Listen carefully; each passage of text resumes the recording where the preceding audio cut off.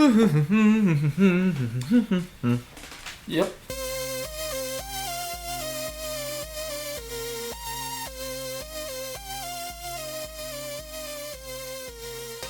Greetings, friends. It's Josh. I'm Ryan. And we're here today on the Dead Tired Dads podcast. Again, welcome back. We're back. So I'm glad that you're here. Cozy up underneath a blanket and get in front of the fire and get ready for our new format in which we will read you a story. And okay, and we're not bad idea. I didn't know we were doing that, so I'll just be sitting here listening to the story. It sounds like a bad idea. Never mind. Well, maybe someday that's something we'll do. I like it. Try that. We ate Reese's cups on here. Why not read a book? Fireside stories with the Dead Tired Dads. That'll go over well. I'm certain it will. Yeah. So Ryan, what's going on? How are you? I'm good. Good. Glad to hear Josh. it. So I'm gonna launch right in here. Do it. I'm a homeowner, as you know, as most of you know. I have a home that I own, at least partially. It has come up on this show before. The bank owns most of it. How much? Which part is yours? Can you point it out to me? But part of being a homeowner is that oftentimes you are invaded, or your property is invaded with certain species of bugs that you're not interested in having. That's true. That does happen. So the last couple years, we've actually had some yellow jackets that have decided that our mailbox is a good place for them to build a nest. Perfect spot. And so I bought some bug spray last year and used it. Forgot where I put it, and the same yellow jackets came back this year. So I went to Walmart and bought another can of bug spray, to kill them again. And afterwards realized where I had put as I went to put the wasp spray back where, to put it, where I thought it should go, I realized that the other can that I had bought was right there. Of course. Which is also something that happens. Not only happens as a homeowner, but it just happens as you get older. You just forget where things are. Oh yeah. But as I was undertaking that task of eliminating these yellow jackets from my property, I realized that to these creatures, I had basically set fire to their home. You have. And I was committing arson against the bug kingdom and destroying. And I kind of felt bad about it. This is true. You were. I mean, so whenever you're spraying bugs and taking care of those kinds of things, it's real. To them, it's just oh, cool. Oh my gosh. You're setting me on fire this now. This is devastating. You've destroyed my habitat. And I don't know, man. I don't know how I feel about it, but it's got to happen. So what you're saying is the next time you find yellow jackets, you're going to capture them in a jar. No. And rehome them. I am going to absolutely set their house on fire. I'm going to do the same thing. And I might, you know what? I might just go all out and just use an actual lighter. Flamethrower. Just go to town. That'll work. Right? Yep. I don't know.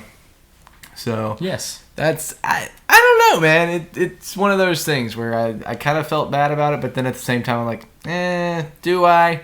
So. See, all you have to do is think about one of those yellow jackets stinging one of your kids. Yeah. And you're like, oh no, I'm setting them on fire. Yeah, those guys gotta burn. Yep.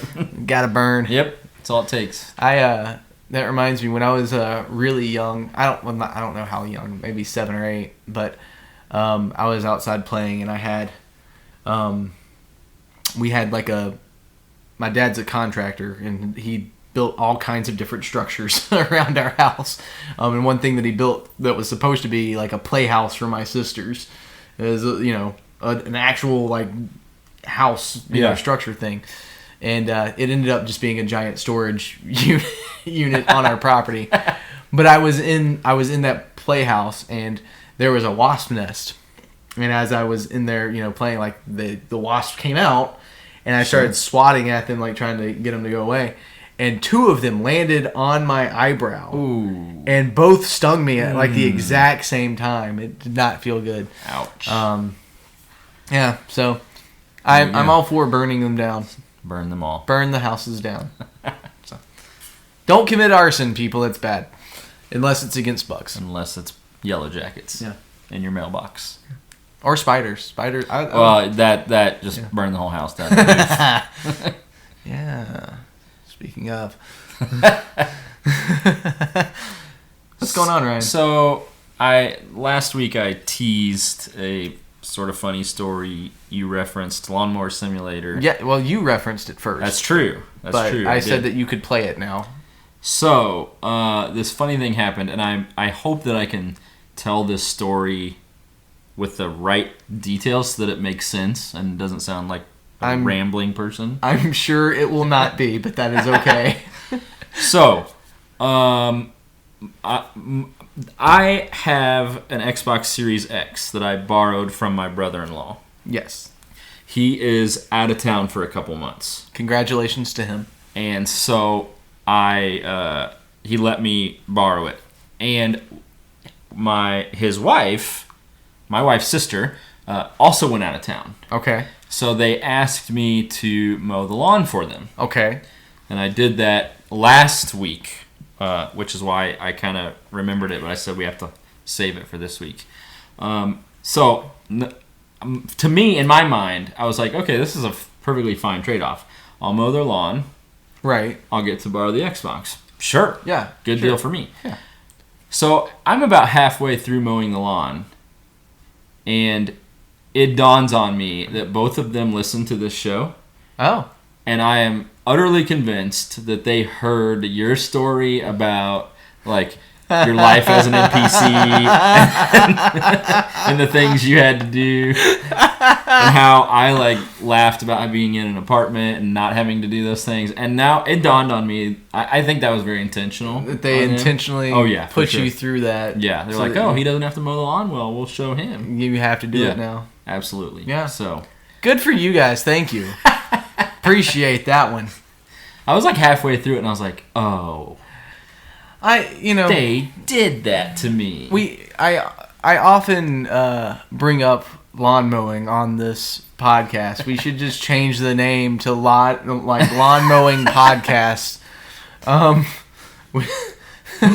lawn mowing podcast. How many people do you think would see the lawn mowing podcast and listen? I don't know. I actually would. If I saw that, I would out of curiosity. What are they talking about? What could they possibly talk about?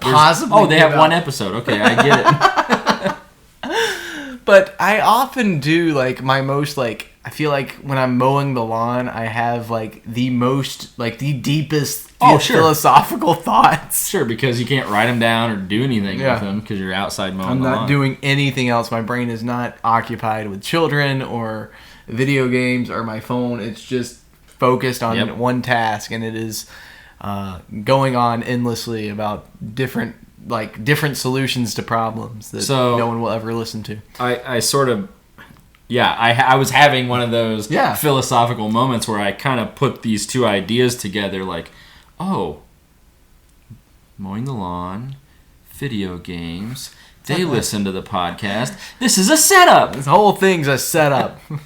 So, yeah. Did you feel like you were surrounded and that, like, someone was about to attack you kind of setup, or just like a...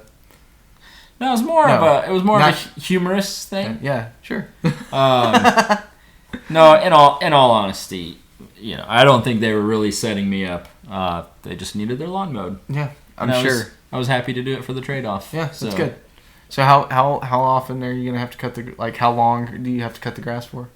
I don't know. That's a good question. Okay. Probably every couple weeks for like a month or two. Yeah, I don't remember exactly how long he's gone. Okay. So, Gotcha. Because I don't know, but like mowing the grass around here right now is not an easy task. Yeah, that's true. It's too bad that you didn't get this deal like a couple, like a month and a half ago when it like had not rained. when everything was just dust. Dead. And then it rained for a straight month, and you can't keep up with it. Now I've got a forest in my backyard. because I have not been able to keep up with it because between kids and work and other stuff, it's been impossible. So there you go. I was talking with our pastor the other day, and he was like, "When are we going to get out of Vietnam?" Good question. So I don't know. It's been nuts, man. It's been nuts around here. It has. I'm glad that it's the end of mowing season is coming up, and we got football soon. Football. Oh my goodness! You already know. We're excited about football. I don't know about the rest of you guys, but Ryan and I are super stoked because that's right around the corner. But we're not here to talk about football, Ryan, not yet. As much as we want to. That's true. We are here to talk about some video games. So speaking of Game Pass. Oh yeah, Game Pass. I played a Game Pass game this week. Yay, Game Pass. I played a game called 2 Point Campus. 2 Point Campus. So 2 Point Campus. Is it a straight line? No, it is not. Oh, okay. I just assumed that the campus was just a, I actually don't know why it's called 2 Point Campus. Okay. I know that there's also a game called a 2 Point Hospital. Okay. And that one came out before this one, so maybe there's a They're reason. probably connected. Yeah. The basic gist is you are... it's sort of like Sims, sort of like a building game. Your job is to build a successful college campus in a small town. Okay. So basically, is the name of the town 2 Point? It's not. Oh, okay. Well then, this makes no sense. It makes no sense. Sorry, I keep interrupting. I'll stop. No, I never did figure out why. Okay. But yeah. So you have to manage things like student happiness, staff happiness, students actually making good grades, academic stuff, making a profit, all that sort of, all the stuff you would do in any simulation type building game. Yeah. This game's actually really fun. It sounds like it. I am enjoying it quite a bit. So I can't quite figure out, as best I can tell, you don't finish this game. Okay. As your campus levels up or ranks up, you unlock different towns and areas where you can build new campuses. Okay. But there's not a finish. There's not a... It just keeps going on and on and on, and you just to keep expanding. You just play forever, I guess, until you got bored with it. Yeah, sure. This is where it gets really difficult for me. So we talk about worth the cost. Right. I got it free on Game Pass. It is $40 on Switch and PlayStation and Steam. Doesn't sound like a $40 game to me. This is the crazy part. I wrote on my notes that I would actually consider paying $40 for this game. Okay. Wow. Now, that's okay. I wrote that knowing that I would explain myself. Yes, please do. I would consider it. Consider it. I wouldn't do it. Okay. But it wasn't an easy no for me. Not an easy thing to go, $40 is too much. It's so much fun. Okay. And it's fun, and part of the reason that I would consider paying that is my 8-year-old son is having a blast playing it with me. And so, there it is. He is actively coming to me asking if we can play. Sure. Which, as a dad's yeah, let's go. Let's play this game. Yeah. He's enjoying helping me design, the buildings and which classrooms are going to go where, and when you have to build student lounges, and you can put arcade games and pool tables. So he's having a lot of fun picking all that stuff out. Sure. So that's why I say I would consider it, is because absolutely. Your kid comes to you and wants to play a video game with you. Yeah. I'd no, pay $40 for that. Well, it's one of those things for me, with video games with my daughter. It's there are games that she wants me to play that I'm no longer interested in playing. And so it's constantly hey, Daddy, will you play this? And I was I really don't want to. I've played that game. I beat it. I'm done with it. I don't want to. I'm not gonna play it again. I don't want to play it again. Right. Not right now, anyway. Maybe in 5 years I'll come back to it. I need that. I need that game to give it time to breathe. Right. Yeah. So, and then there are games that she really likes. Yoshi's Crafted World. Yep. On the Switch, which I've mentioned before that she likes to play. She loves playing that game, and she wants me to play that with her. But I get really aggravated. Like, the game's great. Like, it's a great game. Yeah. Like, I would recommend it. But playing it with a 6-year-old is different because it's really because I've got my goals that I've got in my head where I'm trying to accomplish things, and she's got hers. Yeah. My son did get really upset a few days ago when we were playing because I actually hadn't quite figured out all of how the game worked, and you can buy sort of the land around the campus to expand, and I didn't quite understand how to purchase it. And so he told me I had like 2 choices. I could choose this plot or this plot. He told me he wanted one, but then he said, no, actually, I want that one. And I had accidentally already bought the other one, and so he was all upset about that. But then it turns out I really, truly didn't know what I was doing because I bought both of them. Oh, so well, there you go. It works out. It worked out. Yeah, but it really is a fun game. It sounds it. You obviously don't have to worry about things like violence or sexual content. There's none of that. There's not really any dialogue other than like there's a school PA system that'll randomly play someone's making announcements, but it's more like, I don't even know how to describe it. It's more like satire type stuff. Yeah. The only negative that I found out about this game, the music is super annoying. Oh. So I turned it off, right? Yeah. I turned the music off right away. Yeah, So I was sitting there playing. My wife was in the other room working, and she said, "What is that music?" And I said, "I don't know. I'm trying to figure out how to turn it off." Which I did. Nice. Very nice. Otherwise, great game. Great game. Like I said, I would pay something for it. Probably not 40, but maybe 20, maybe 30, somewhere around there. Yeah.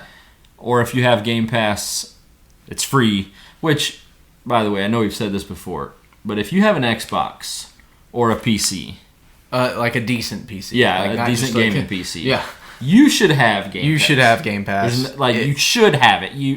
I'm gonna say you must have it. If you're a video game player, like it's pretty much like, I mean, especially if you have the PC, because the PC one, I don't know how much it is for just the Xbox, but for PC it's like $10 a month. Yeah, and like it's so, and if you use Bing to search, like you've said, like I've said before, you can get points, earn points to then use to redeem for your Game Pass subscription. Like I've had Game Pass for a little while now. I've had at least probably 5 months that I've gotten for free just from Bing normal searches. Bing searches. Yeah, that's crazy. That's awesome. Yeah, you should have it. Yeah. If you have a gaming PC or an Xbox, you should. The value is insane. It is a very good value. So anyway, 2 Point Campus, it's a blast. 2 Point Campus is a blast, but not an explosion. So no arson is involved in 2 Point Campus. True. At least that I've experienced yet. That Ryan's experienced. Okay. Very good. Very good. Ryan, I'm going off. I'm going to dive off the deep end again a little bit here. Uh-oh, here we go. And I'm going to review another Oculus game. 2 weeks in a row. But I don't want to, but I need to. I don't need to, but I like, it's just one of those things where it's like, there's these games I've been playing on Oculus, and they're really cool games. And I didn't realize this, but I found out that this game that I want to talk about I think it might have been originally just a PC game. We talked about that, didn't we? Yeah. That's right. So I don't know if it originated as a VR game or not, but I don't feel like it. I don't know how it would work outside of VR. Yeah. But it's a very cool game, and so however it works on Steam, it may or may not be as good as the VR version. Right. But the game itself is incredibly interesting. So the game is called Super Hot. Super Hot. Super Hot.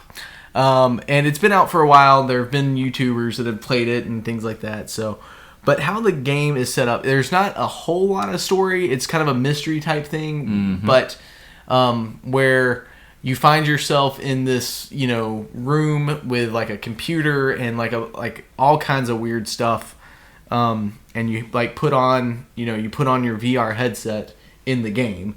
So I assume if you're playing it on PC, it's the same thing where you're in this room and you have to get the VR headset that you put on in the game. But if you're playing on the Oculus or another VR headset, you're in this room and you're looking around and you have to put on the VR headset in the game, which is funny. But how it works is when you're in the game, time, and I have to figure out how to explain this in a way that makes sense, but time doesn't move unless you do. Right. So your movements cause the room around you, or the other people in the room around you, to move as well. And everyone is trying to kill you. So if you're standing still, no one else is moving. Everyone else is frozen, or Yes. Gotcha. So you have, usually there's something in front of you that you can grab that you will then either throw or shoot or do something use as a weapon to kill the people around you. And in VR, it's absolutely incredible. Yeah. Because people are coming at you with guns and stuff like that, and they're shooting bullets at you. And so if they pull the trigger, but you don't, like, if you move and they pull the trigger, but then you stop, like, you've got a bullet that's like coming, it just stops in midair and gives you a second to kind of go like, okay, where do I need to go to dodge this bullet? Yeah. And so it becomes a like very Matrix-y type thing where you're like dodging bullets and stuff like that. So it's very cool. But it can also move really fast if you want it to, like where you're like, especially if you've played through a level a time or two, like and died, and had to go back to the start, like there you get to the point where where people are going to be coming from and what they're going to do, so you can like move really quick to take those guys out. Yeah.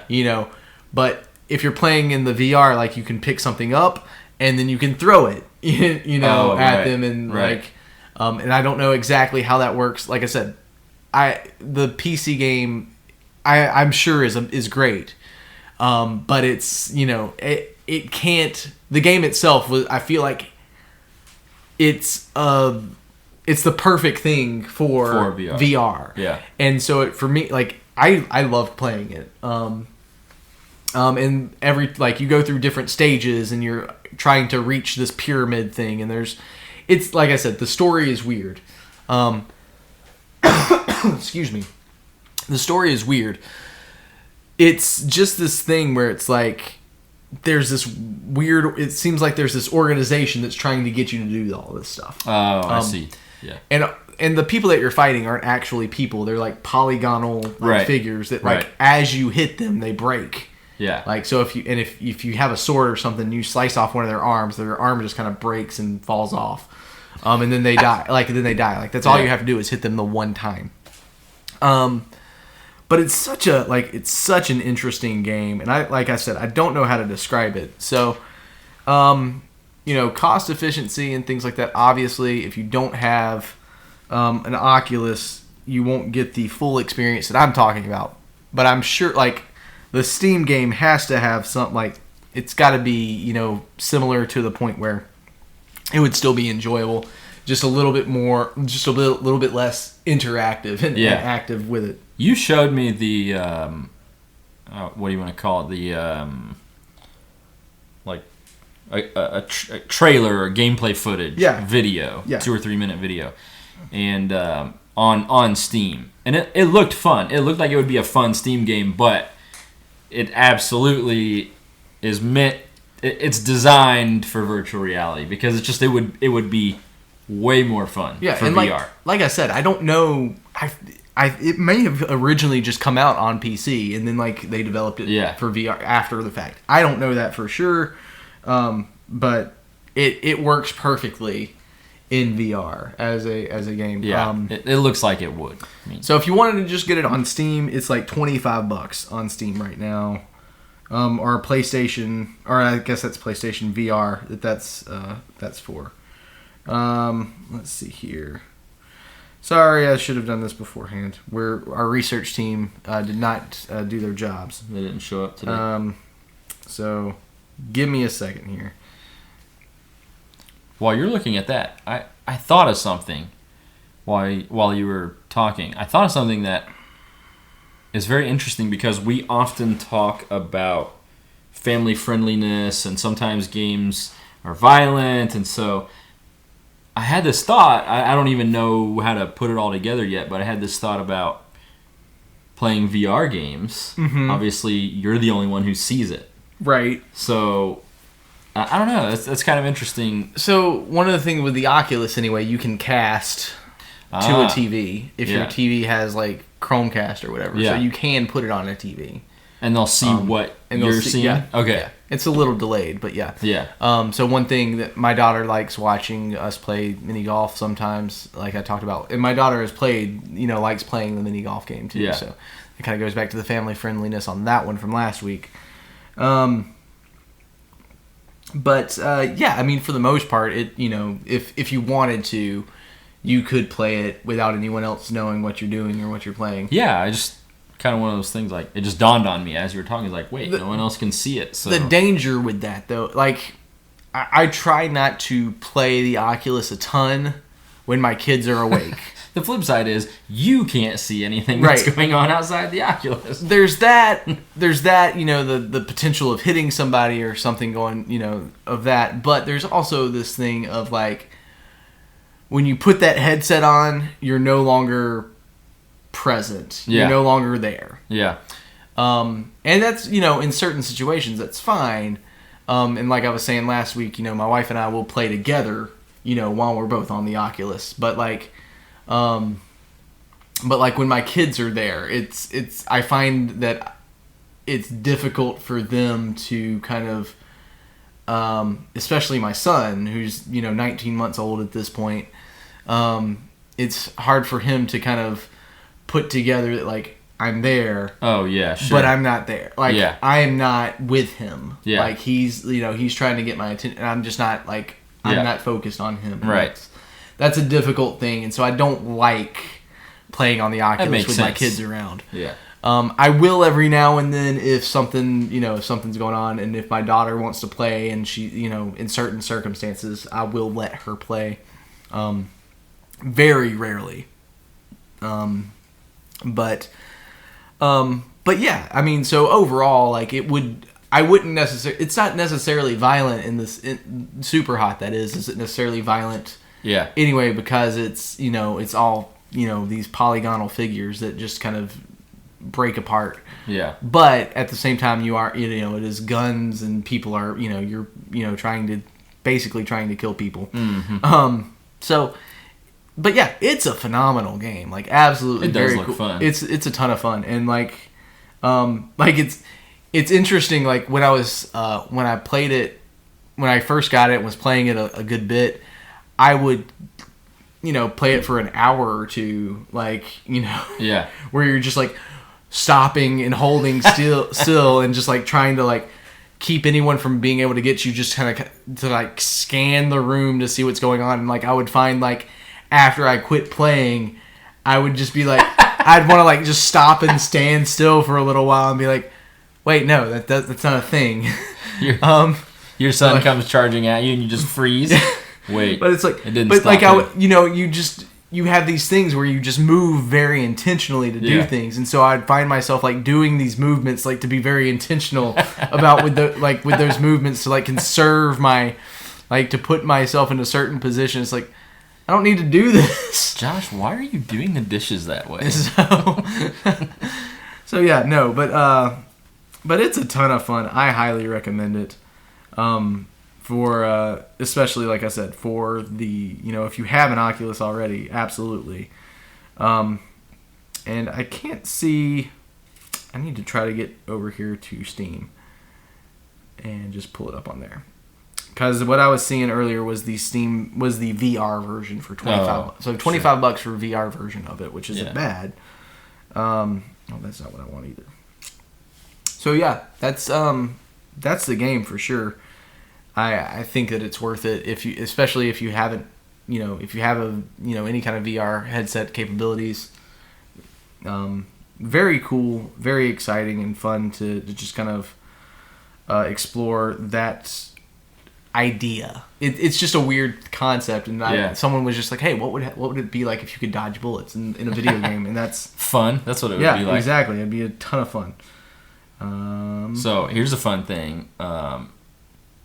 Talking about VR, in the game I played, 2 Point Campus, the second class that you start out with a science class. I think it's called Scientography, something weird like that.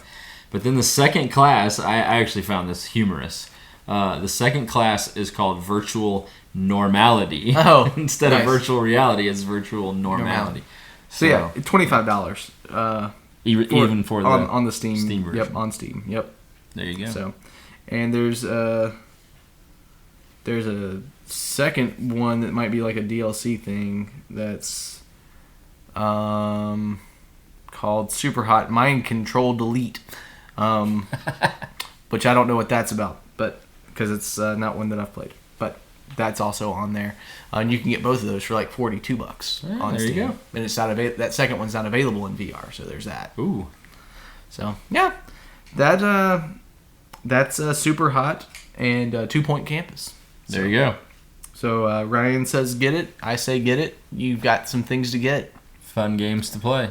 Yeah, if you gotta buy the Oculus for mine first. In my opinion, I don't know. I can't speak for the Steam version, so don't take my word for it. If you buy it and it sucks, let me know.